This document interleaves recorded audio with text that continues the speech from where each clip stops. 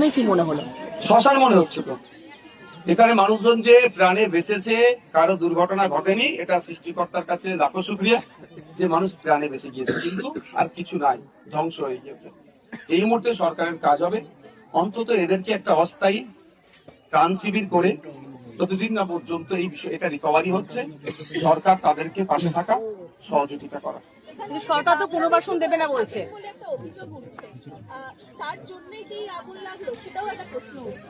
হ্যাঁ, প্রশ্নটা valid question এখানে উঠেছে। আমিও বলছি যদি কেউ এখানে বাংলাদেশি থেকে থাকে তার পক্ষে আইএসএফ থাকবে না, নওশাদ সিদ্দিকী থাকবে না, কারণ অবৈধ নাগরিকের সাথ আমি দিতে পারবো না।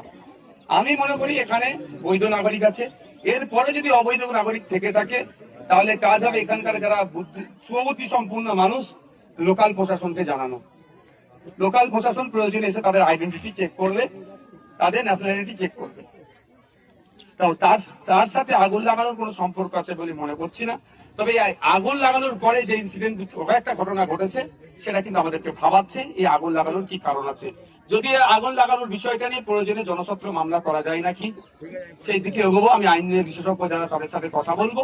তবে আমাকে দুটো বিষয় খুব ভাবিয়েছে। একটা হচ্ছে অদূরই ফায়ার স্টেশন আছে, কিন্তু প্রায় 1 ঘন্টা পরে ফায়ার ব্রিগেডের গাড়ি এসেছে।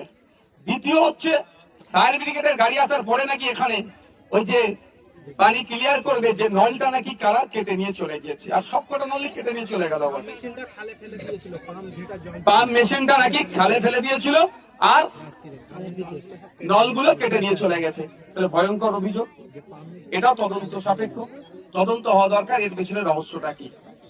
আপনি যেটা বলছেন বারংবার উনি অভিযোগ করছেন যে পরপর 3বার অগ্নিকাণ্ডের ঘটনা, সেখানে কোনো 3বার অগ্নিকাণ্ড অন্তর্গত।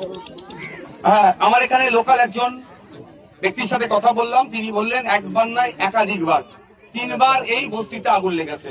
এটা একটা নাটকের ব্যাপার না, এটা জোক নয়, এটা একটা অত্যন্ত গভীর রহস্য থাকতে পারে।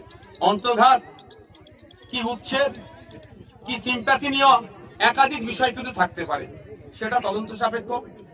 তবে যেটাই হোক না কেন, যদি ইচ্ছাকৃত ভাবে এই আগুন কেউ লাগিয়ে থাকে সে কিন্তু ছাড় পাবে না। সে সিম্প্যাথি নেওয়ার জন্য হোক, আর অন্তর্ঘাতের কারণে হোক বা উচ্ছেদের কারণে হোক। আমি 3টে বিষয় বলছি। Thank you. চলো রাজনীতি।